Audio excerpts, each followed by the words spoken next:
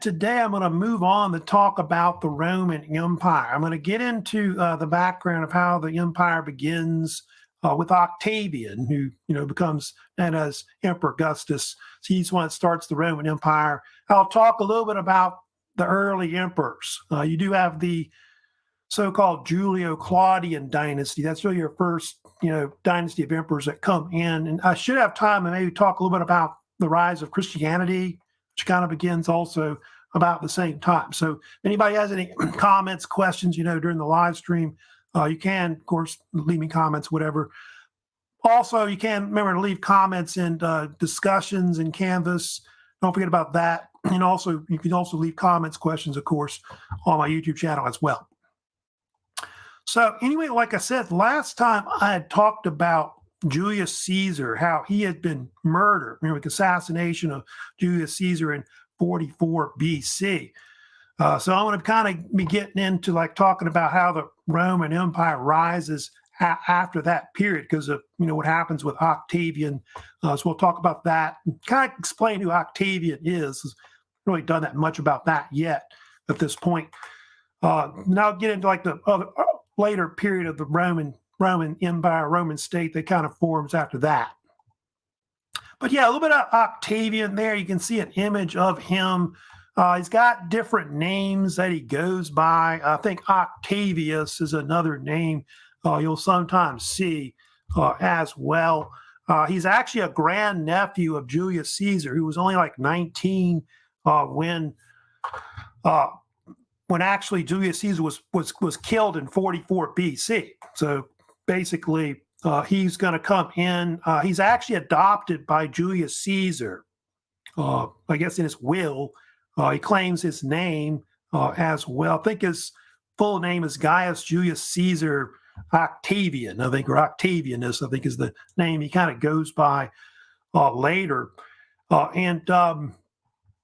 What happens is he forms this alliance with these other men you see here, Marcus Lepidus and Mark Antony, also known as Marcus Antonius. Both those were generals of basically Julius Caesar, and they formed this alliance predominantly to go after the liberators, the ones that had, killed Julius Caesar in 44. So yeah, it actually precipitated a civil war. They had the civil war break out right afterwards in 44, 43 BC, I guess is how long it lasts, down to about 42 BC. And it was called the Liberators' Civil War. I think I've got images showing that right here. But basically, you had two sides that pitted against each other. You had Mark Antony and Octavian mostly against Brutus and Cassius. Those are the two that, remember, had been the main conspirators that had killed Julius Caesar. Yeah, peak of the war, really 43 to 42 BC, you can see. And most of the fighting was done in the east, like in Greece. And I think the pivotal battle they talk about is the Battle of Philippi, which was actually two battles. I think that took place in October. Usually October 3rd or in October 23rd, I think was the two main dates when they fought basically against Cassius and Brutus, and both them were defeated. And I think if you know about Brutus and Cassius, they actually committed suicide is what happened. So that's basically what happened with that. But going back to that triumvirate I was just talking about a second ago, it actually had an official name that they called it. It was usually dubbed, I think I've got the name right here. It was called the Triumvirate for Organizing the Republic. That's what it was called. They divided it up into different provinces. And so each one of those rulers kind of reigned over a part of the actual republic. But over time, what happened was Marcus Lepidus became less powerful. And by 36 BC, he was pushed out. You only had two left afterwards, which is Octavian and Mark Antony. So I think that second triumvirate, that alliance between those three men, lasted about 7 years, just like the first one did. I think the other one lasted about 7 years too, as well. I think I've got some other issues, I think some other signs right here. Now, of course, the other thing that happened, Anthony ended up getting like the eastern part of the republic, and I think Octavian got the western half. And what happened was Anthony ended up in this relationship with Cleopatra, we've talked about before, and kind of show you kind of an image right here. But that's kind of how they divided up the whole republic between the two. So that like, part of like Spain, Gaul, Italy, and part of North Africa, all that went to Octavian. So he kind of controlled that area. And then Mark Antony got kind of control of the east, which you see there, Greece, Turkey, Syria, I think mostly. And then, of course, as you know, he had this relationship that he started with basically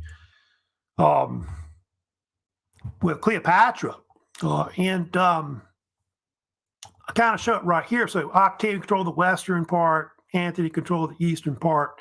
And they had this mutual alliance, by the way. Part of what cemented it, by the way, was the fact that Mark Antony married Octavian's sister, whose name was Octavia.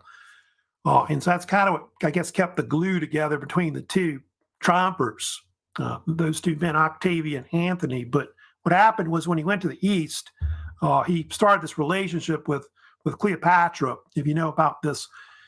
And I think that's part of what led to why, the Republic broke up, because it led to a civil war, like a final civil war that'll break out later between the two.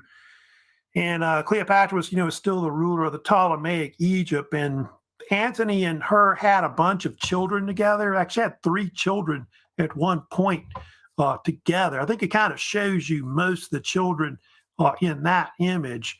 Cleopatra Selene, Ptolemy Philadelphos, and Alexander Helios. Those were actually the 3 children between Mark Antony and Cleopatra. And then Cleopatra also had Ptolemy the 15th, who was actually the son of Julius Caesar as well. I think he called him Caesarion, actually. And so I think he co-ruled with his mom, but Cleopatra was really the one controlling the power in Egypt at that point. So they think that's what eventually caused pretty much the split between Octavian and Antony is, of course, because of the influence of Cleopatra. And that is considered, by the way, to be one of the most famous, love affairs in ancient times. Antony and Cleopatra. He actually divorced his wife Octavia to marry her in the year 32 BC. So that's kind of part of what caused the rift, afterwards.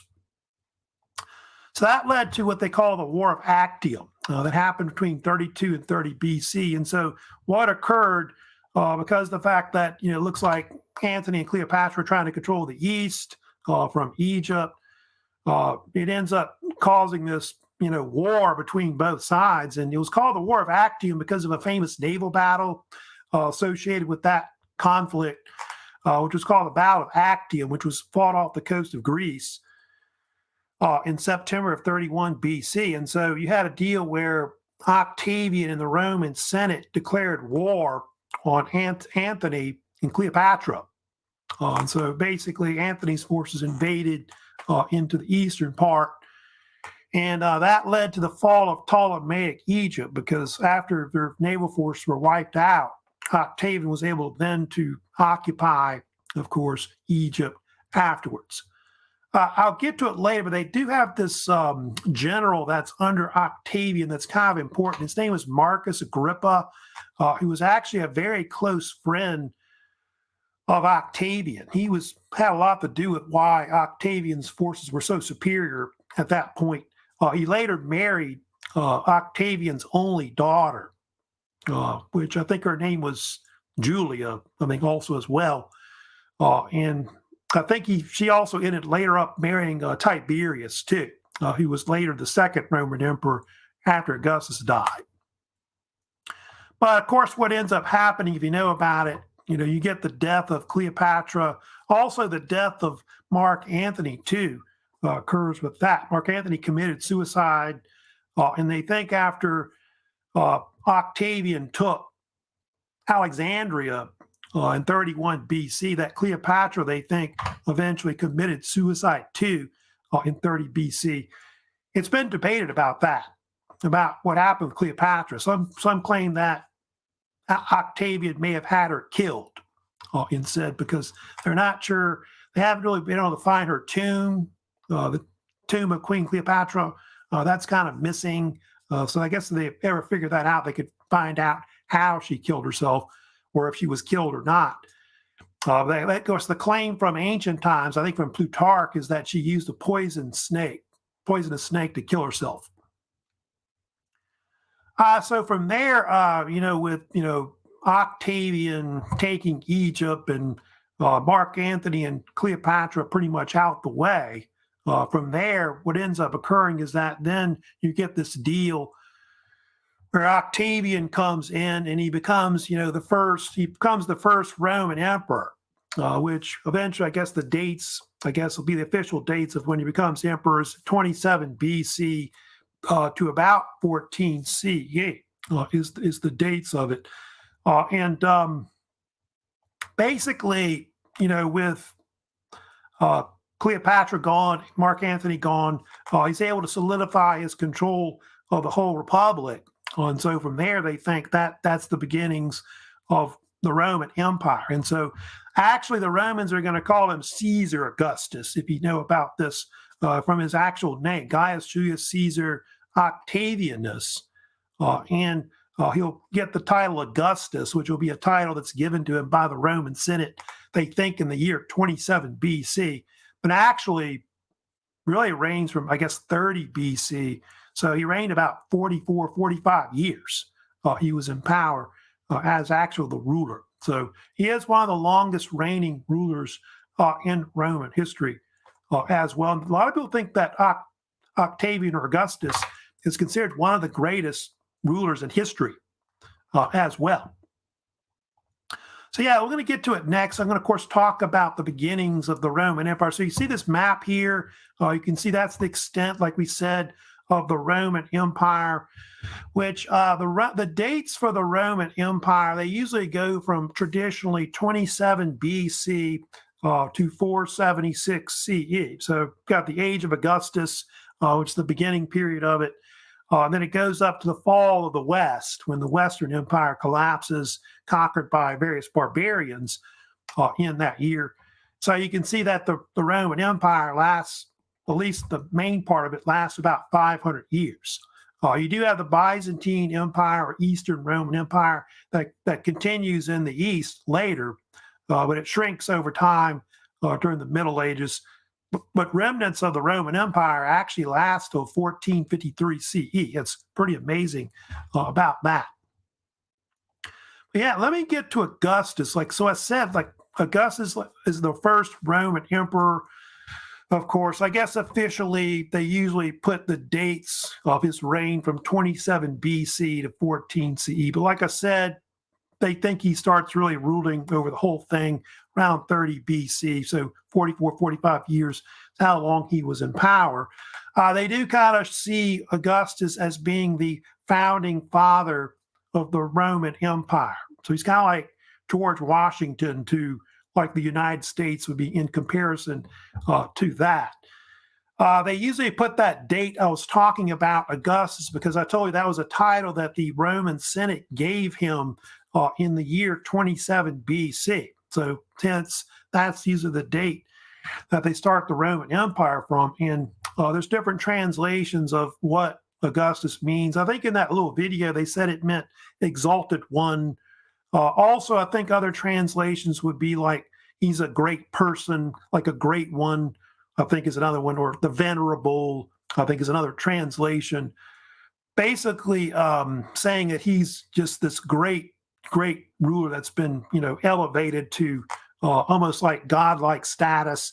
And yeah, he was. Like after he died, he was actually deified as an actual god to the Romans. He didn't like the title Augustus. He preferred another title, of course, that is more well known, which is actually the full title is Princeps Civitas, which you see there, which they shorten it later to Princeps. That's usually how they say it. Some say princeps. It's kind of where the word prince or princess comes from originally. And it's a title meaning first citizen, because he was trying to say that he was this head of the Roman Republic. And so traditionally it was this idea to restore the Roman Republic, but they think it was really like a monarchical regime. The emperor really becomes like a monarch over time. And that's something that the later rulers kind of see themselves as for sure, which are the so-called Caesars, which is the term they use for a lot of the Roman emperors. The word emperor is more from the word imperator, you may have heard of, which is a title that they would give to victorious Roman generals when they would give them a triumph, through the city of Rome. So that's the other name they sometimes called them later in modern times. Because of the title princeps, they do kind of talk about the early Roman Empire being called the Principate period of the Roman Empire. So 27 BC to 284 CE or AD, all the emperors go by that title princeps. And then I'll get to Emperor Diocletian later adopts the title Dominus. And so you have another period later called the Dominate period, usually 284 to 476, when all the emperors use that title instead of princeps. So yeah, like I said, he's the founder of the Roman Empire. And one thing about him, he does start this golden age they always talk about, and they were discussing it in the video, which is the age of Augustus. And it's considered like I said, a golden age, not just of when the empire peaked, but it's a golden age of like literature, art, and culture. Like they talk about the Aeneid being written by Virgil, a lot of different works like the histories of, I think they were talking about Livy's History of Rome was written during that time. Also Tacitus wrote some of his work around that same time also as well. So you get these different writers that are kind of writing about that same time period. Other things he did to Augustus, he reformed the tax system, actually standardized their coinage system is something they start to see afterwards. And you get the emperors being put on the coins and things like that.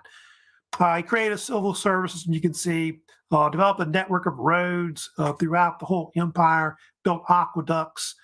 I think he doubled the size of the Roman Empire or something like that also during his reign as well. So he's known for a lot of expansion projects and rebuilding Rome and making it like marble, like they were saying. So yeah, there's images right there showing, of course, him, of course, Octavian, or of course, known as Augustus. I did begin, of course, the famous, you may have heard of the Pax Romana. It's something he's kind of well known. Here's, by the way, a map showing you the size of the Roman Empire that's eventually going to expand over time. So that's the peak period of what we call the so-called Pax Romana, which peaks from about 27 BC to about 180 CE. And the Pax Romana is really the peak of Roman prosperity, when he was really the greatest in size, which I think was something like maybe a little over 2 million square miles at one point.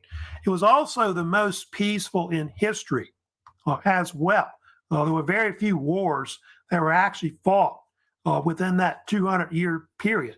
I think they might have one, I think, in the year of the four emperors in 69 CE, when they had like a civil war break out. But other than that, most of that time period was very peaceful. I think after that, there's never been a period in history where it was that peaceful. I think the only thing they maybe compare it to was like maybe Pax Britannica, I think, when the British Empire controlled the world between the 19th and 20th centuries, where it was almost like somewhat peaceful as well. But you don't see anything like that afterwards. Like pretty much from after that period, it's nothing but wars up to modern times. One more thing too about, I'll kind of mention about, I'll kind of go back to that slide right there, which is right. He did create this thing called the Praetorian Guard, you may have heard about. The Praetorian Guard was this imperial bodyguard of the Roman emperors. He founded that, they think, right after Julius Caesar was assassinated. And it became this specialized imperial guard unit that protected the emperor and his family. It's about the size of a Roman legion. And it's kind of important later. The Praetorian Guard, is vital in really controlling a lot of the interests of the emperor, but also deciding sometimes who might be the next emperor or successor that comes in. I think there's even a case where the Praetorian Guards would sometimes kill off the emperor if they didn't like him for some reason or didn't pay him enough. So that sometimes happened as well. I'll get to it later, but Octavian or Augustus is also known for creating the first imperial dynasty of the Roman Empire, which is called the Julio-Claudian dynasty. Let me also mention, too, about some of the different writers that write about that period. Kind of show this list right here, but those are some examples of some of the different Roman historians that kind of write around this time. So you got, Tacitus is one of them, Suetonius, Dio Cassius. I think those are kind of considered some of the most famous ones that are kind of well known in Roman history. I think I've got better images of them right here. So we got Tacitus on the left, Suetonius in the middle, and then Dio Cassius. The one on the left, Tacitus, is really considered to be one of the greatest of the Roman historians. Annals of Rome, histories of Rome are kind of written around that time. Both those books kind of gives a lot of historical work on like the biographical background of a lot of the emperors in the first century, especially the Julio-Claudian dynasty, etc. I think Tacitus even writes up to the time of the Flavian dynasty as well. And then also the Life of Agricola was another work that Tacitus also wrote, which is about his father-in-law, who was a Roman general that conquered part of Britain. Was actually a governor of Britain at one point. So he gives kind of some history of like the conquest of Britain. And Germania was another work that Tacitus wrote, which is one of the first historical works written on ancient Germany at the time, which the Romans called it Germania. Then the historian in the middle is Suetonius. Suetonius wrote a series of biographies that were called the 12 Caesars. And they cover from like the life of Julius Caesar, who was not really considered an emperor, by the way, but a dictator of Rome. And he does cover the first 11 emperors. He goes to like the Julio-Claudian dynasty up through the so-called year of the four emperors, 69 CE. And then he covers up through the Flavian dynasty, which collapsed in 96 CE. So he kind of covers a lot of the first century. And then also Dio Cassius, who was sometimes called Cassius Dio, it's usually written either way. He's got an extensive work that's called The History of Rome. It's like an 80-volume work that was, I think, written a little later, but I think written around the 3rd century CE. But he has a history that covers like from the founding of Rome in the 8th century up to the Severan dynasty, 3rd century CE. It's like almost like 1,000 years. And I think most of it's still in extent today if you read about Dio Cassius. So all three of those are kind of important historians that give us a lot of history about the Roman emperors, especially in the 1st century, which we're talking a little about today. Let me get into and talk about for a few minutes some of the famous emperors that came after Augustus died. So you got this series of emperors that are founded by Augustus, this dynasty called the Julio-Claudian dynasty. It's called that because it's actually two families that intermarried. You have the Julian family related back to Julius Caesar and Octavian. They do have another family called the Claudian family that intermarries into the Julian family. And this dynasty lasts almost 100 years. It's around from 27 BC to 68 CE. So it's the first imperial dynasty of the Roman Empire. It's the only one that's actually related back to Julius Caesar and Octavian. So all the emperors that come later are not related back to the original founders of the empire. So you can see the list of them right here. So besides Augustus, you see on the left, you've got Tiberius, you've got Caligula, you've got Claudius, and then you've got Nero. So we'll talk about all four of those that come after Augustus died. They think Augustus died of natural causes, as far as they know, after he reigned like 44 or 45 years in power. So there they are right there again. So Augustus, Tiberius, Caligula.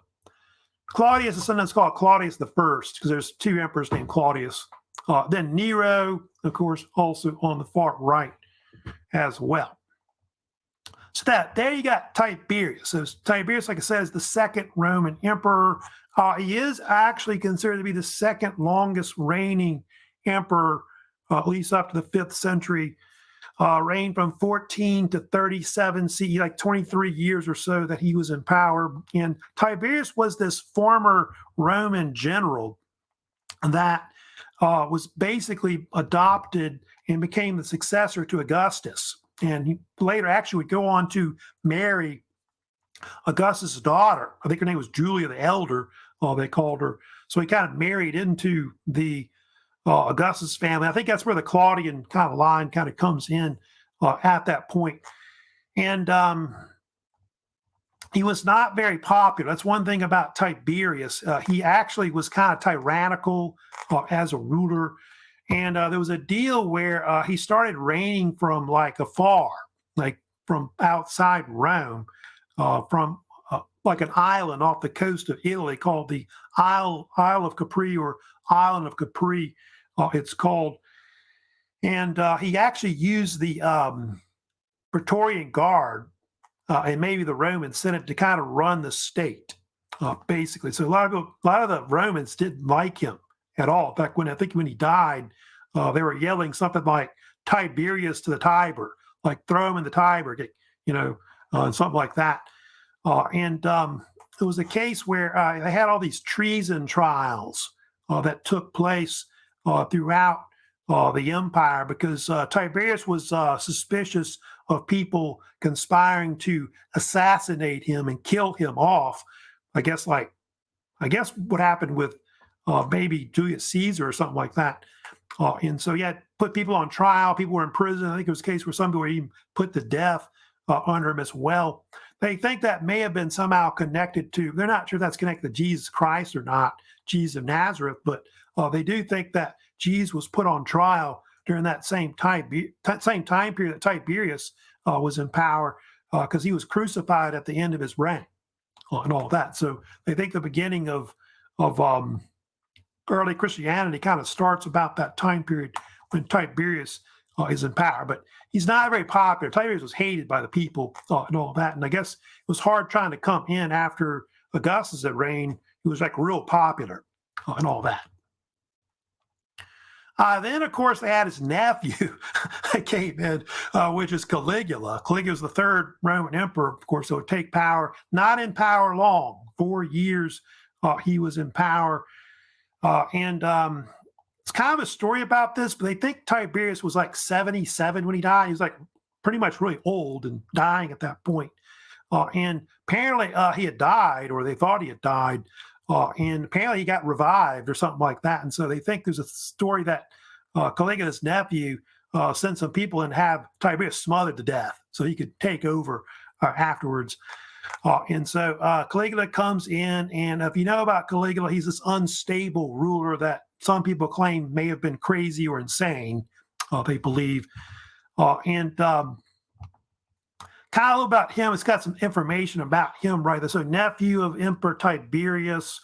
He was actually the son of this Roman general that was real popular named Germanicus, who had fought like in Germany and other places, I think in Britain as well. He was also a brother of Tiberius. I think both came from the Claudian family and all that. And apparently his mother used to dress him up as a little soldier, like a legionnaire. And so Caligula got this nickname. He was called Little Boot or Little Boots. So that's actually one of the nicknames that he was called, Little Boot or Little Boots. But his real name was actually, I kind of show it right here, his real name was Gaius Caesar Augustus Germanicus. But he went by the name Gaius, but a lot of people called him Little Boot or Little Boots. Which I don't think he could, tell that to his face, that kind of thing. But they do think he was actually considered related back to Augustus. I think he called him the great grandson of Augustus or something like that. It's kind of like his lineage, they believe.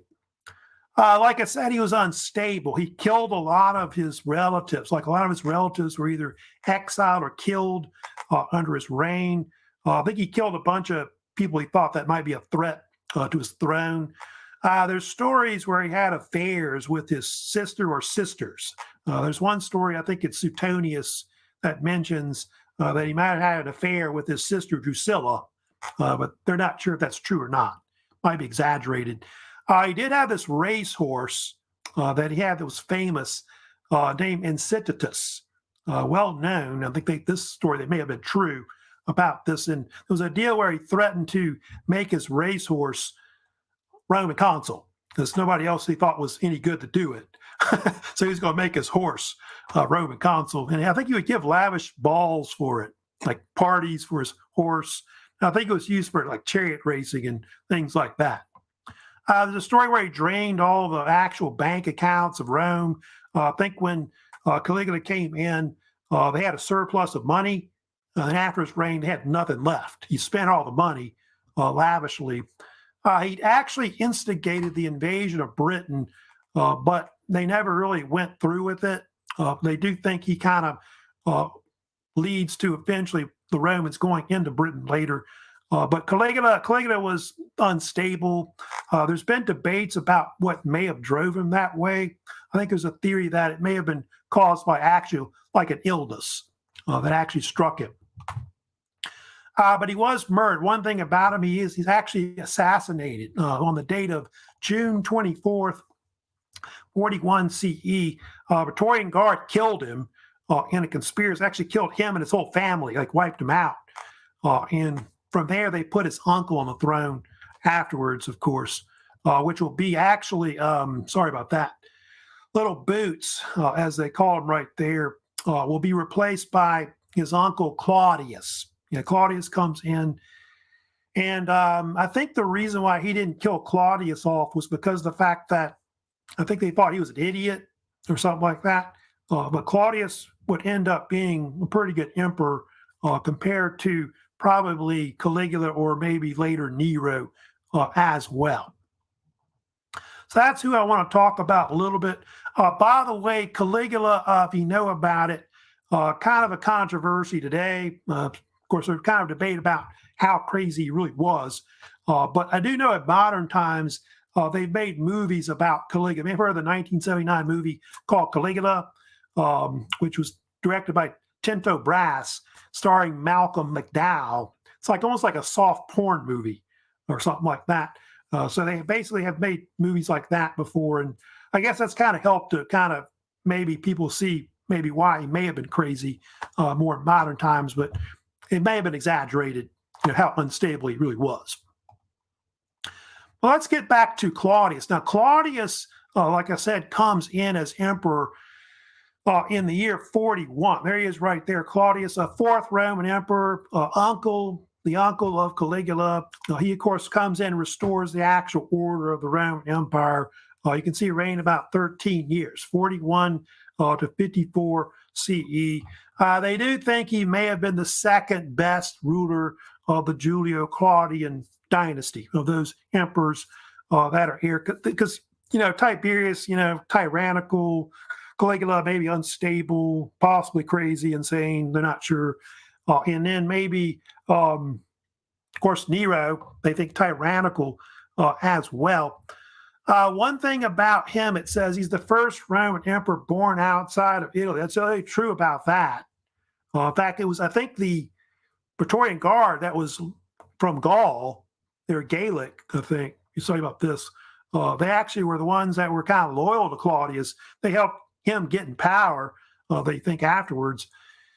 So because of that, he allowed all the free people outside of Italy to start getting Roman citizenship, because that's something you start seeing actually happening throughout the Roman Empire. So that is something he's kind of known for. Probably, though, the most famous thing he started really was the conquest of Rome and Britain. That was started, they think, in the year 43 CE. Although I told you that Caligula, they think, was starting to, prepare to, possibly invade. I think it was even a deal where they crossed the English Channel, and the only thing they did was they collected seashells or something like that, and they crossed back over. It was kind of comical about that. But under his reign, they actually start trying to conquer it and expand into Roman Britain. And the Romans will later conquer most of England up to where like the southern part of Scotland is today. That'll take a while, but I think it takes them something like 40 something years to actually conquer that part of that region you're looking at in that map. So the one on the right kind of shows you kind of the areas that they'll conquer, mostly the northern, middle part and southern part of England. That'll all be conquered pretty much by the Romans. And I think at one point they do conquer maybe up to southern Scotland, but they kind of back down from there, though. Now, I'll kind of talk about Nero next, how he gets into power. Well, there's this deal where supposedly Claudius had 4 wives at one point that he married. And he had this 4th wife, which was Agrippina the Younger, who, by the way, happened to be the sister of Caligula, that he basically marries, also called Agrippina Minor as well. And they think she may have conspired to kill Claudius, like maybe poisoning him to put her own son on the throne, which is Nero. So basically, Nero ends up getting on the throne because of that. Also, Agrippina was also the daughter of Roman General Germanicus, as well. So it's kind of a lineage of that in the Claudian family, et cetera, I was talking about before. And so that's how Nero actually ends up being the ruler. He's like real young when he comes in. I think he's only like, I want to say he was 16 when he became emperor at that point. So you can see 5th Roman emperor, last of the Julio-Claudian dynasty, reigns from 54 to 68 CE, so about 14 years that he's in power. Yeah, he's actually this ruler that was at first popular when he came in, but he was known for being tyrannical. I'll kind of show a few things about him in there. So, yeah, adopted son of Claudius, which he was. And then what happened was his mother, Agrippina the Younger, which is the sister of Caligula, conspired, they think, to kill Claudius off to get him on the throne. And then if you know what happened a few years after, like I want to say 4 or 5 years after he took power, he killed his mother off. I guess she was too powerful. They say that Agrippina the Younger was the power behind his throne early on. There were even stories that circulated that they had an affair. Like he had an affair with his mother, which I don't think it's true about that. He also killed 2 of his wives. He had 3 wives at one point that Nero married. He killed his first 2 wives. And then there's a story where he married 2 men, which is kind of bizarre about this, but he had 2 men castrated at one point and married them both. So it's kind of a bizarre story about Nero. Nero was also known for being an actor, musician. He participated in the Olympics in Greece. And so I think he would force people to actually watch him, like put on plays or recite poetry and things like that. But he thought he was this great artist, that the world needed in general. I'll kind of talk about some major events that happened under his reign. Now, there's this event that happened, they think around 60 CE, which was the Baton Revolt. You may have heard about. And apparently there was this deal where Nero's armies had to put down this rebellion by some of the Briton tribes that were there, like, I guess, really back to the Celts and all that. And they had this tribe that was called the Iceni, that was like in the eastern part of England. And they revolted against Nero's occupation of Britain, which they were starting to take over at this point.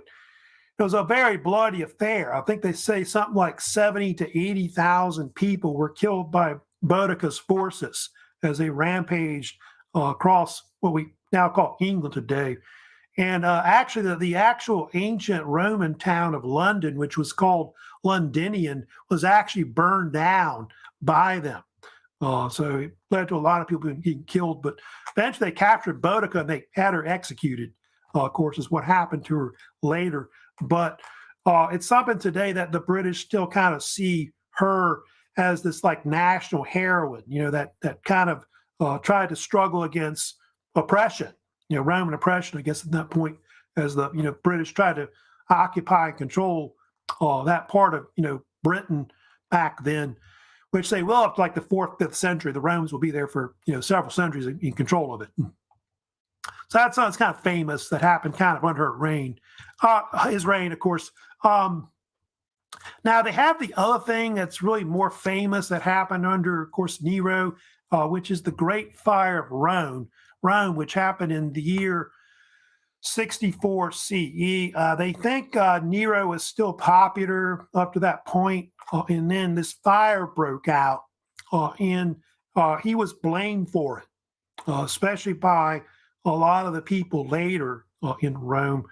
And the fire lasted almost a week, like 6 to 7 days, that it actually burned down a good part of Rome. Here's kind of images showing you like the map of the actual fire, the extent of the fire itself right there on the right. They think that the fire started on July the 18th, 64 CE. It lasted almost a week, like maybe 6 days. I think there's a theory that it maybe lasted a few more days after that. There's a theory that the fire broke out in the Circus Maximus, where they have the racetrack, where they have like chariot racing in Rome. And you see it ended up burning down. Something like 60,000 buildings or more were burned.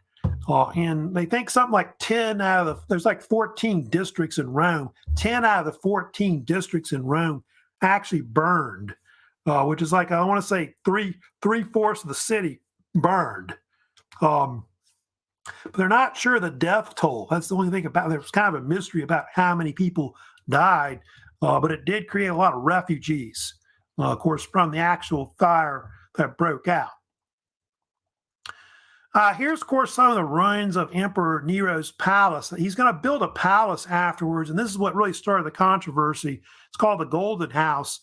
And so some people started to think that maybe he burned out certain sections of the city so he could build this lavish palace at that point, which some even Roman historians kind of accuse him of. And so what Nero does instead, he blames the actual fire on the Christians, like the Christian community that's kind of starting to kind of be, I guess, large numbers in Rome at the time. And so they think a lot of the first persecutions of the Christians at the time really start under his reign and will continue afterwards. And so I think like there's like at least 3 Roman sources that mention about this. Josephus, I know, mentions, a little bit about the Christians and their persecution. Also Tacitus and Suetonius. So both those Roman writers also mention. I think it was Tacitus was the one, maybe it was also Suetonius as well, but they both kind of mention how a lot of the actual Christians, many of them were burned to death. I think it was a deal where Nero took them and crucified them and then set them on fire and used them as like human torches, basically. Some are even fed to like wild animals to be torn apart. And I think probably some were probably crucified, which you start seeing a lot too, as well. So after that, Nero's, control over his, empire starts to kind of erode. And they think after he persecuted the Christians that his Roman armies, he starts to have a lot of internal conflict that breaks out. I'll get to it later, but what's going to happen is his armies are all going to revolt against him. And it's going to force him to commit suicide. And that'll end the Julio-Claudian dynasty in 68 CE. And you get this deal where between 68 and 69 CE, the Roman army kind of vies for power, like to control Rome. So-called Year of the Four Emperors that kind of comes right after in 69 CE. And you get this emperor named Flavius Vespasian that takes over, who will start the Flavian dynasty that follows next. So I'll get to them later about the Flavian dynasty Probably won't have time to get to that today, but I'll talk about that probably later in the week. So yeah, so you got like I said, the Christians are starting to kind of rise at that point in the first century. And here's kind of images kind of showing, Christians being crucified and burned. I think it was a case where they tell stories where he would have these parties, like lavish parties. He would actually take Christians and he'd burn them to make like light, for at night or something like that, like human torches. So yeah, Nero was kind of a cruel type, ruler that was in power. Now I want to get to next and talk about, of course, the rise of Christianity. Of course, the big thing that follows in the first century. You get the beginning of Christianity. They think Christianity started in the Middle East, so in the eastern part of the Roman Empire, and now we call it Israel today. They think that's where early Roman Christianity started. And if you know about it, Christianity is based off of the life and teachings of Jesus of Nazareth, who, of course, people today, Christians call him Jesus Christ, or just Jesus for short. And so I guess Jesus must be the most famous person in the world, I think, today, it seems like it. But little background, of course, about Jesus you can see here. So yeah, he was a first century Jewish preacher and religious leader. I think there's a theory that Jesus was some kind of Jewish rabbi that was from Galilee, his hometown of Nazareth, you may have heard of, which is now in northern Israel. But they think that Jesus, over time will become the central figure of Christianity, but that'll kind of take a long time for that to kind of evolve. But most Christians kind of view Jesus being the Messiah that's, foretold in, the Old Testament, the Son of God also as well.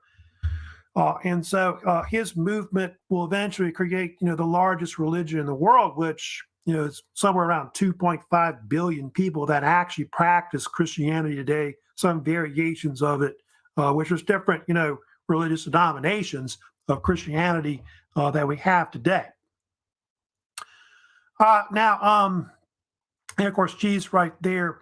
So yeah, like that's a third of the population, by the way. That's about of the world, the amount of people that practice it.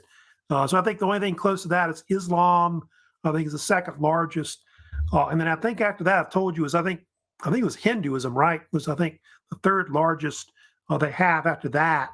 But yeah, Christianity, one of the three traditional Abrahamic religions. Judaism was more based on the Old Testament. And then you have, of course, Christianity, which is more based on the books in the New Testament that'll be created and compiled by the 3rd century CE or AD. Now, the life of Jesus, is based mostly on the gospel accounts. You see there Matthew, Luke, Mark, and John. Those are really the most important ones, especially Matthew and Luke, which go more into like the early life of Jesus, his virgin birth, with Mary, with Joseph, Bethlehem, and all that. And then you also got Mark and John as well. I think Matthew, Luke, and I want to say John are the ones that are kind of considered like synoptic gospels, as they called it as well. And very short life. Jesus only, they think, lived like 33 years, I think is how long he lived. So he died, they think, in his early 30s. And his actual ministry, his actual ministry that he had, they think was 3 to 3.5 years long, was how long it was. There's kind of debate about how long he preached Jesus, but somewhere between 30 to 36 CE is the time period, of course, of when that was. There's a debate about, too, when he was born, too. They're not sure about that either. It's kind of a debate. That's why they put it at like 1 CE or 1 AD, I think is where they put it at, because they're not sure of the exact date of when he was actually born. So now, they think what happened with Jesus, he was eventually arrested for blasphemy. That was actually the reason for his arrest, blasphemy, if you know about this. He was turned over at first to the Jewish consul there, Sanhedrin, I think they called it. And then the Roman authorities, of course, were the ones that could only really actually, give a actual form of punishment And so they think the Roman prefect, which was Pontius Pilate, was the one that actually had Jesus crucified, if you know. They're not sure of the year. That's kind of a debate about that. Some say 33 CE is the year, although 30 to 33 CE, I think, is the popular years if they think when Jesus may have been crucified. They think that most Christians believe that Jesus rose from the dead, like afterwards, on the third day. And so hence you get Easter Sunday, of course, which we just had a few days ago. And so that started the beginning of Christianity afterwards. And so all of his disciples started spreading his message throughout the Roman world, of course, from there. So I think I've got a map showing you. I think there's a map right there showing you Christianity. But over time, you can see here, Christianity will start mostly in the east. The area like where Israel, Syria is. Then you see it's going to push into Turkey and Greece, then in North Africa, Italy. Then it takes longer, but eventually it spreads all the way to France, Spain, and even Britain at one point. So parts of Britain will eventually get it, but it takes a long time for that to actually occur. Talk about the spread of it, though, first. They think that what happened was supposedly in 33 CE, like either right before Jesus died, or there's even a theory that right after he died, when he rose from the dead, that he told his followers to spread his message, his gospel to the Roman world. So that was called the so-called Great Commission. They dubbed it. That led to the so-called, they call it the Apostolic Age, where the apostles that knew Jesus or were influenced by Jesus began to spread it throughout the world. Usually it goes from about 33 up to about 100 CE. Jesus really was crucified 33 or whatever. That's usually the date that they date it from. And if you know about Jesus, Jesus had 12 main apostles that he had that were real famous. I've kind of got a list of them right here, but Simon, Andrew, James the Great, John the Apostle, Philip, Bartholomew, Thomas, Matthew, James the Less, sometimes called James the Lesser, Thaddeus, Simon. Don't forget about Judas Iscariot, that may have, they think, betrayed Jesus at the Last Supper, was later replaced by Matthias after he killed himself. So those are the 12, or 13, I guess, really with that. Of the apostles, I think these are really the most famous ones that they have down there. You've got below Peter, sometimes called Simon Peter, or St. Peter now, Catholic and Orthodox churches. Peter, of course, was considered really the closest disciple of Jesus. Peter, would later go on to be considered the first bishop of Rome, or what we call the Pope in the Catholic Church. Now, that's where St. Peter's Basilica be built, of course, there in Rome later. John the Apostle was also famous too, called sometimes John the Evangelist, St. John. He's kind of an important figure. John was the one that they think may have written the book of John in the book of Revelation that are in the New Testament and all that. Then you have James, the son of Zebedee. He was the brother of John the Apostle. He's called St. James. He's kind of an important figure too. That was an apostle. He was important in spreading Christianity to the West, like especially towards like Spain and all that. And so he's kind of a pretty famous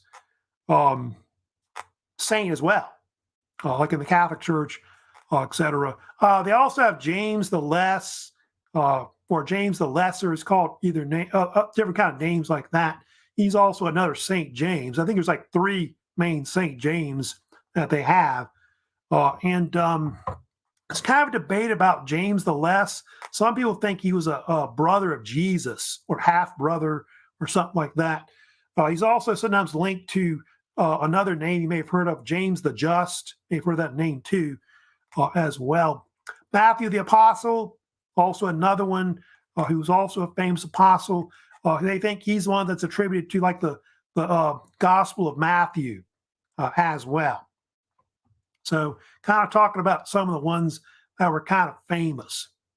Now, the one that's like really famous that they always talk about the most is Paul, St. Paul, of course, who they think really is the most influential of the different apostles.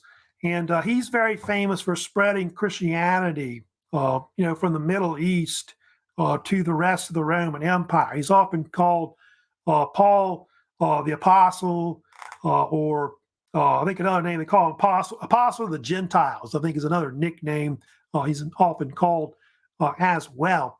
And because of the fact that he was a Roman citizen, he was able to kind of go throughout the Roman Empire, preach, and set up different Christian churches throughout the Roman world.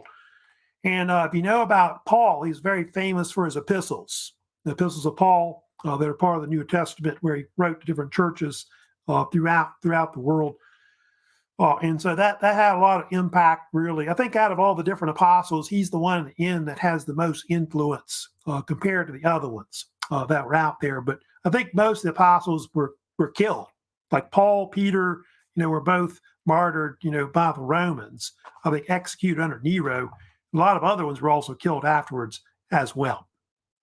So that's why they were able to spread it, because I guess having Roman citizenship, he was able to spread it throughout the world in general. But you can see there in that map here, it takes a long time for it to spread. But I think part of why Christianity spread so easily was it was very popular with the lower classes, talking about this idea of, heaven and paradise, later on in life.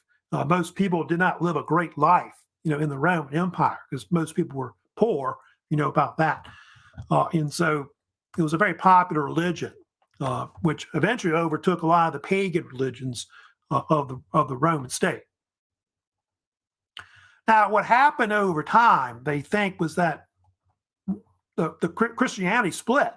Because about Christianity, it started out as a part of or form of Judaism, which it did, and it split into various sects. If you study about early Christianity, they had the Jewish Christians, which were based, like they think, in Israel, Syria, maybe Turkey in the beginning.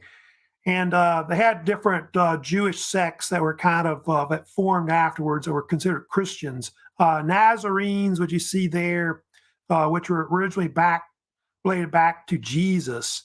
They also had the Ebionites also as well, which was like another early Christian sect.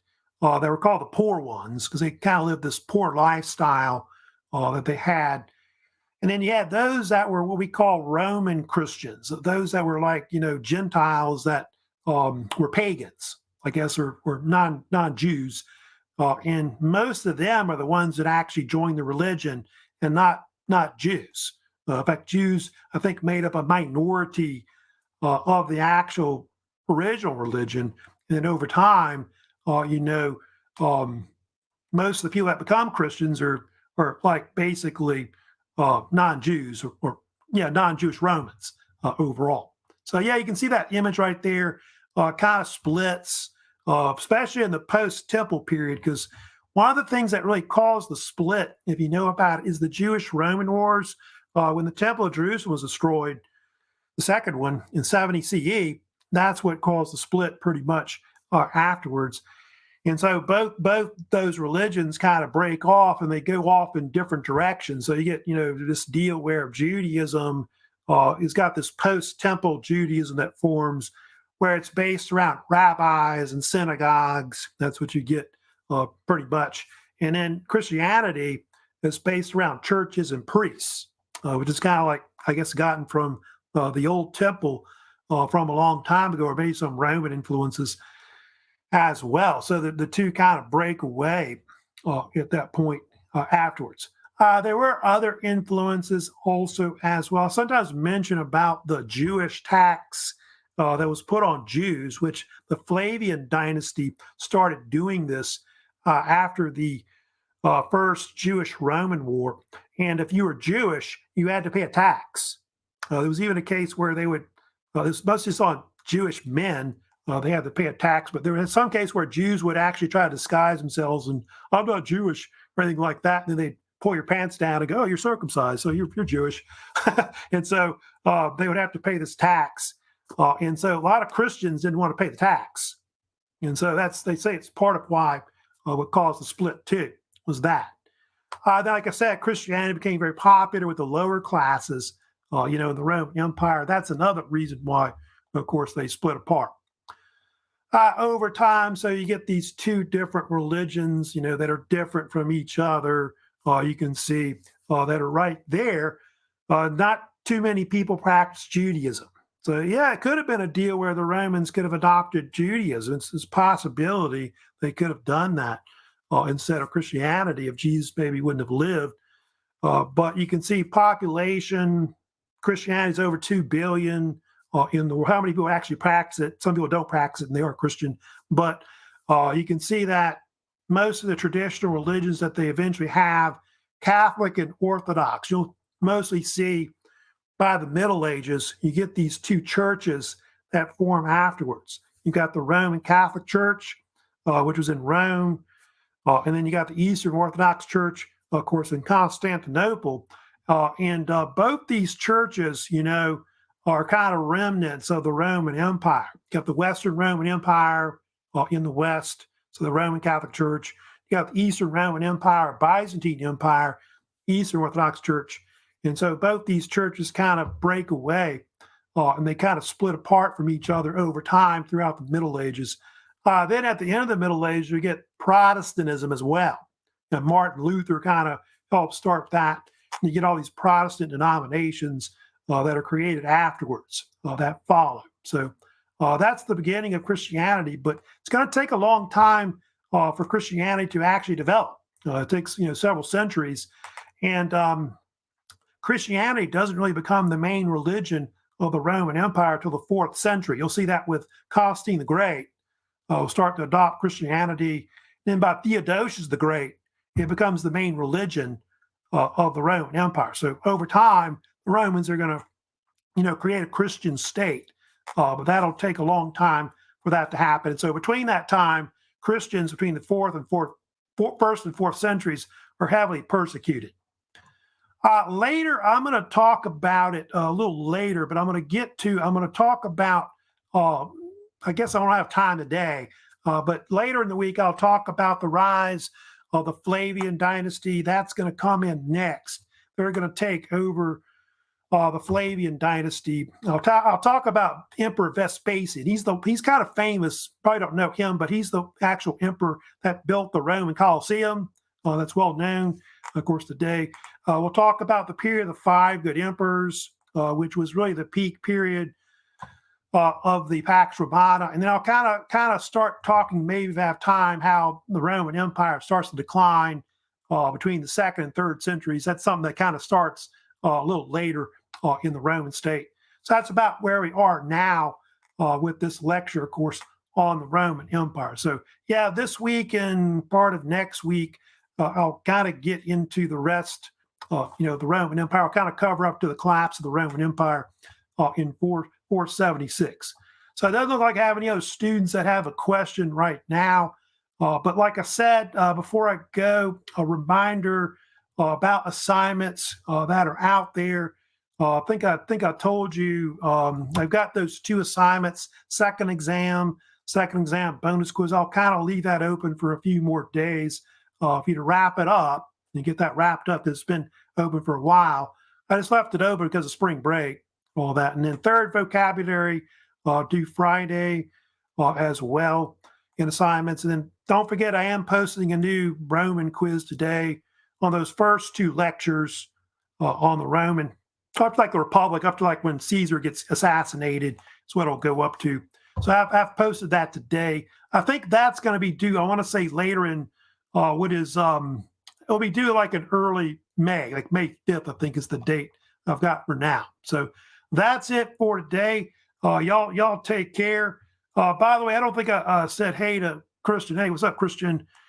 And so, yeah, I'll of course talk to y'all later and see y'all, of course, on Wednesday as well. So y'all take care. And don't forget, book reports are coming due too. That's due, of course, probably next Friday, though, is when it'll probably be the due date, probably the 28th. Well, I probably want to put it up to. So y'all take care, and I'll see you later in the week.